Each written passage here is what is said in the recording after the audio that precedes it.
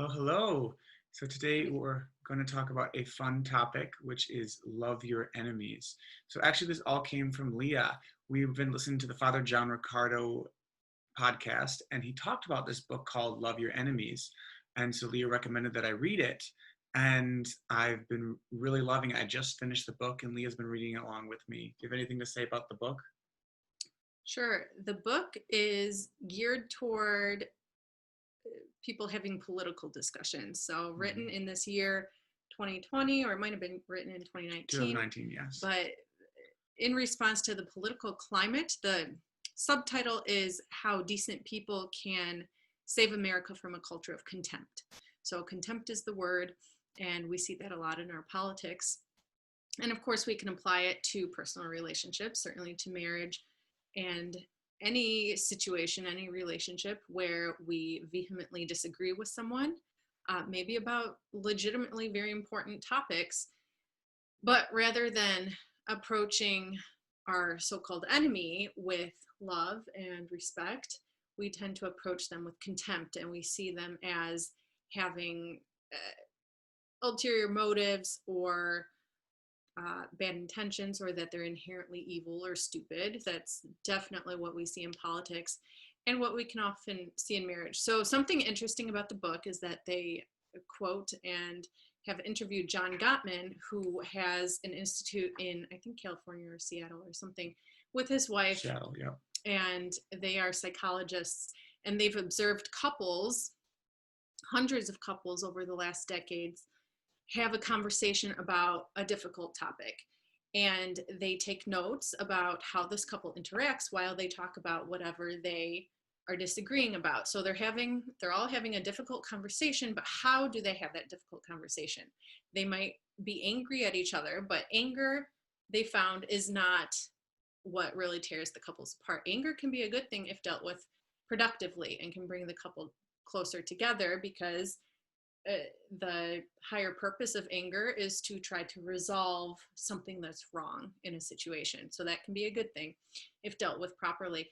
But what they found is that contempt is what tears couples apart. And by watching couples interact during a difficult conversation, an interaction for an hour, they actually predict with like 90% certainty whether that couple will still be married in 10 years. So it's pretty interesting how they can tell that much. And these are a variety of age of couples. So we wanted to delve deeper into this topic when it comes to our own marriage, and to try to make other couples more aware of, do you have contempt in your marriage at times, or as a rule? Do you not? How do you disagree? And we wanted to think about, how do we disagree? And especially when it comes to a topic that maybe there's an impasse. It's been really hard for me, I think, throughout my marriage to come to terms with the fact that there are just some topics that won't be solved. And I think it's maybe easier to understand when we think about it through the lens of politics, is that some political disagreements people will never change their mind on. And that's not necessarily a bad thing. We're not going to convert everyone to think in one way. And our goal, it shouldn't be to make everybody think about everything in one way. So diversity of thought is okay. And in marriage, where Josh and I are two very different people, and there are certain topics that have come up over the years that we seem to be at an impasse on. And it's been hard for me to discern what really needs to be solved and what needs to be perhaps managed and understood better, but accepted that it's not going to be solved ever, maybe. Right. And I think this topic is especially important. Me being a musician, a music school owner, and just my temperament is very much calm. I like to get along with everyone. And when I think about the idea of love your enemies, it sounds like a great idea. But I was thinking about it, before even reading the book, and I was like, I don't really have any enemies. There's really no one who I wish ill. There's no one who I have some big fight with. And any argument that there's been, I've kind of been able to dissipate it. However, I think what really helped me to really understand the depth of when Jesus says, love your enemies, what makes it even more radical is when I realized that anyone can be my enemy, because I now define an enemy is anyone who disagrees with me, anyone who comes into conflict with me. So in essence, who is my number one enemy is actually myself. Because how often do I disagree with myself? How often am I in conflict with myself? And then the number two person is my spouse, my wife.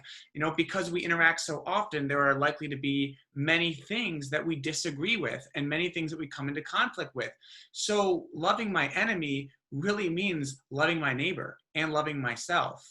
And that is, I think, what is so radical about this statement, which is why I love what you see behind us. Mother Teresa, three things in human life are important. The first is to be kind. The second is to be kind. The third is to be kind. It sounds like it's some nice platitude, but really being kind is one of the most radical things you can do. A lot of times people think that being a true man or a true woman means this or that or the other. But I think a true man, a true woman is someone who is kind, even to those who disagree with them, even to their opposition. And I love that this too. I intentionally wore this shirt today. You've got Jesus in the middle. You got Superman, the Hulk, Batman, all these superheroes. And here Jesus is saying, and that's how I save the world with his Bible. Jesus didn't have to kill anyone. He didn't have to show all this magical power that he had. What made Jesus radical was the way that he forgives, the way that he loves, even those who oppose him. And that is why I think this topic is so important in marriage, but I think just in life as a way to live, is loving your enemies, loving those who disagree with you, loving those who come in conflict with you. And again, who's the number one person who that is? Yourself. At least in my case. Maybe you don't come into conflict with yourself as much as I do.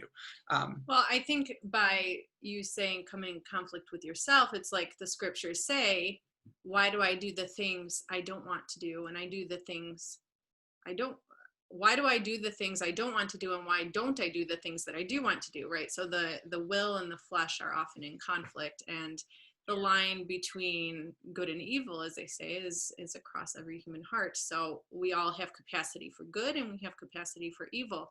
So in that sense, we are always battling against ourselves, because there's that spiritual battle within.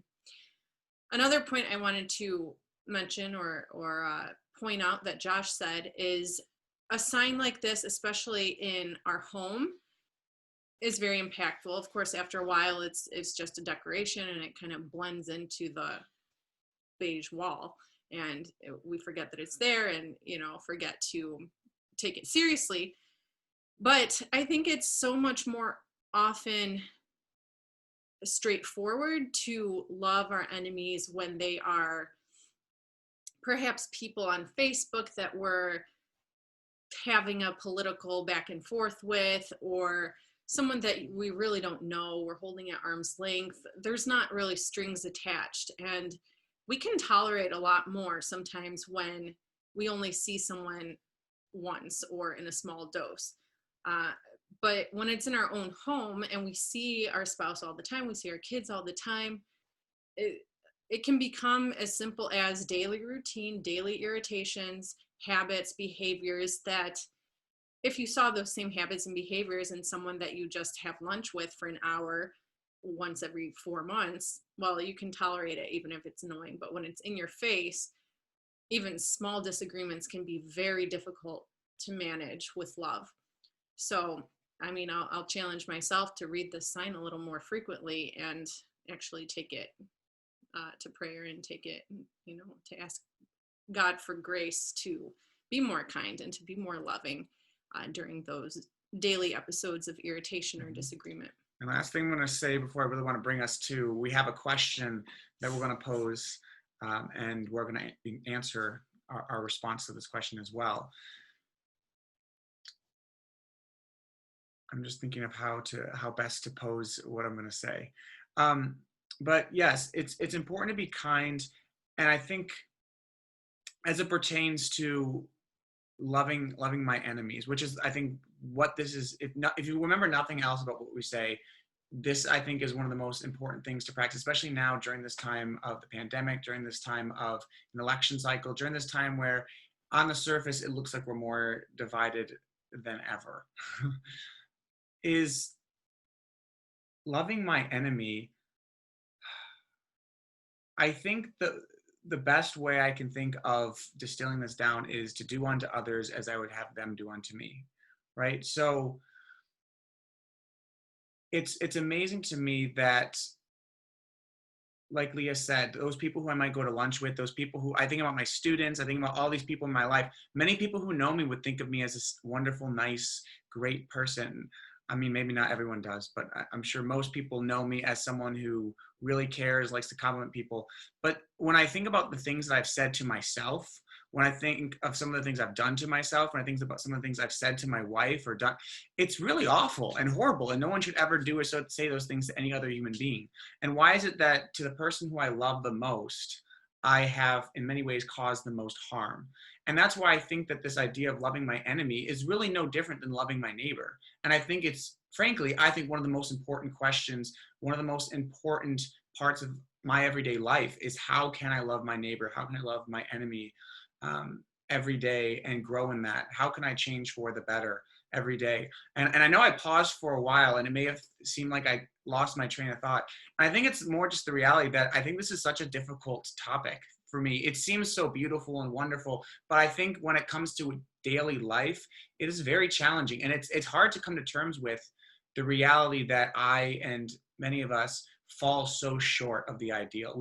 We just are not as perfect as we'd love to be. I know my sister and I talk about this all the time, but I wish I was more perfect. I wish I didn't fall short so often, but that is the reality of the human experience. And obviously God gave us this life and made us the way we were for a reason. So that brings us to our question, which Leah wonderfully helped me come up with a better way of articulating it. It might seem like a mouthful, but I think it's important and needs to be very specific, this question. So this is the question I'm going to pose is, how can I love my spouse during a disagreement, especially a disagreement that becomes an impasse and seems unsolvable? How do I feel about that? Now, I'm going to repeat the question. Now, this could apply really to anyone. I could say my spouse, my daughter, my son, my friend. For this right now, I want to really focus on, how can I love my spouse during a disagreement, especially a disagreement that becomes an impasse and seems unsolvable? How do I feel about that? And I would especially challenge you, if you're answering this question, to avoid platitudes and things that sound nice. And I actually did include some platitudes in my answer. But I think this is really a question worth sitting with and really practicing in daily life. I don't have a perfect answer, but I would love to come up with a better and better answer every day of how to answer this specific question, which is, how can I love my spouse during a disagreement, especially a disagreement that becomes an impasse and seems insolvable? How do I feel about that? Mm-hmm. Okay, well, I'll go first. Dear Josh, today I appreciate you watching Xavier while I went to lunch with Anne, whom I hadn't seen in a long while. During a disagreement with you, I often feel extremely frustrated and misunderstood. Even more so when it comes to those few issues that we seem to be at an impasse on and never move forward in our attempts to communicate and solve the issue, I feel desperate and defeated. These feelings usually lead to an unpleasant and prolonged argument that one of us abruptly just shuts down at some point. I see you as my, quote, enemy in such cases. I need grace from God to love you in such cases by listening more, assuming your good intentions, and recognizing that we often have shared goals, even if we have different approaches or priorities. Then I hope I can strive to understand, even if I don't agree, and see that it's okay to not always agree, even long term, on some topics. I feel willing, but also tired when thinking about enacting these new behaviors. I feel tired, like I'm not sure if all my prayers and efforts will make a difference. I feel tired, like when I spend a lot of time giving help and feedback to a student and he or she doesn't improve in the next assignment. I feel tired thinking of the daily grind, which is tiring enough, and then making these changes on top of it. Feeling is 8.5 out of 10. Love, Leah. That seems like such a passionate kiss. That's part of the protocol, right? Okay, I'm gonna go next. Thank you for sharing, Leah. You're welcome. Dear Leah, I appreciate you bringing me breakfast this morning. I had a meeting at St. Anastasia, and Leah was awesome and understanding. Bringing our dialogue journals. These are great. and helping me develop a powerful dialogue question. Again, most of that question and its strength came from Leah, because she is really good at articulation. Also, thank you for busting my chops in a good way. This question challenges me. It would be easy to offer platitudes or nice ways to overcome an impasse. Yet I found that platitudes rarely are enough to overcome a real issue that we face in the moment. I've experienced the most joy in our relationship when I intuitively acted in a way that I knew would bring you joy and show I care. I experienced the most joy when we laugh, discuss, and play together. I think my last sentence was improper grammar. I'm sure Leah will point it out, but that's okay. Anyway, I also love when we work on projects that align with our strengths. When we have a disagreement or impasse, I have a choice to make. Whenever I have dug further into my position, criticized your character, or dismissed your concerns, I have made the conflict worse. This is always the case. I have never won an argument ever by criticizing Leah or attacking her character. However, whenever I've listened deeply to your concerns and made changes with a joyful spirit, we have both experienced more joy. Thank God for those moments that, for whatever reason, I was able to listen to what Leah was saying, even if it hurt. And even more amazing, I wish this happened more. It doesn't happen as much as I wish it did. But when I not only can hear your concerns, but when I actually have like this motivation that actually leads me to like make the change. And even better than that is like the few times when not only do I make the change one time, but I create a new habit that actually makes our marriage better. Oh, I just wish that were easier, but I digress. Okay. Therefore, I love you during a disagreement by taking responsibility in the moment for my role to listen, validate, and affirm your concerns. I love you during a disagreement by taking responsibility for my role to change for the better, both in word and action. So every time we're at home and I'm going to go change, I say, hey, Lee, I'm going to go upstairs and change. And she says, for the better, I hope. And it's, yes, a great reminder. Anyway, I feel empowered. I think my dad came up with that one when I was a kid, and it stuck. I feel empowered. I feel empowered like it is always within my control to love you regardless of the circumstances. I feel empowered like I am the captain of my destiny. I feel empowered like when I remember that the better I become as a man, a child of God, a communicator, and a servant leader, the greater our marriage prospers. Now, I didn't rate my feeling. I'd probably say it's an 8 out of 10. Our role in our marriage is to change for the better daily. Love, Josh.